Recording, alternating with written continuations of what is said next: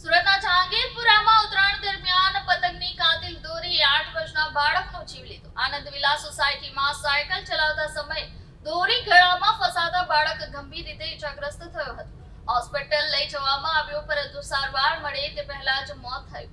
આ ઘટના સીસીટીવીમાં કેદ થઈ છે.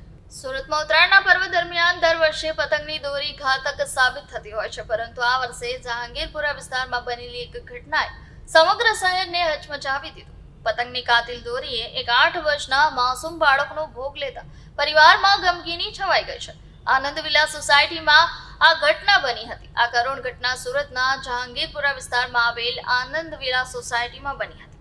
મળતી માહિતી મુજબ 8 વર્ષનો બાળક પોતાની સાયકલ લઈને સોસાયટીના પરિસરમાં રમી રહ્યો હતો. આ સમયે આકાશમાંથી કપાઈને આવતી પતંગની દોરી અચાનક બાળકના ગળામાં આવી હતી. બાળક સાયકલ પર સવાર હોવાથી દોરીના ઘર્ષણને કારણે તેનું ગળું ગંભીર રીતે કપાઈ ગયું હતું. આ સમગ્ર હૃદયદ્રાવક ઘટનાના સીસીટીવી ફૂટેજ પણ સામે આવ્યા છે, જેમાં જોઈ શકાય છે કે બાળક શાંતિથી સાયકલ ચલાવી રહ્યો હતો અને અચાનક દોરી તેના ગળામાં ફસાઈ ગઈ હતી.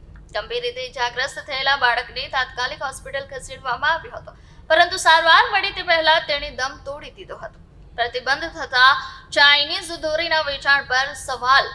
આ ઘટના ફરી એકવાર પતંગબાજીમાં વપરાતા ચાઇનીઝ કે કાચવાળા ઘાતક દોરા સામે લાલ બત્તી ધરે છે. સોસાયટીના રહીશો અને સ્થાનિકોમાં આ ઘટનાને પગલે ભારે રોષ અને શોક જોવા મળી રહ્યો છે. ખાસ કરીને વાલીઓ માટે આ કિસ્સો એક ચેતવણી સમાન છે કે ઉત્તરાયણના દિવસોમાં બાળકો જ્યારે ઘરની બહાર નીકળે ત્યારે અત્યંત સાવધાની રાખવી જરૂરી છે.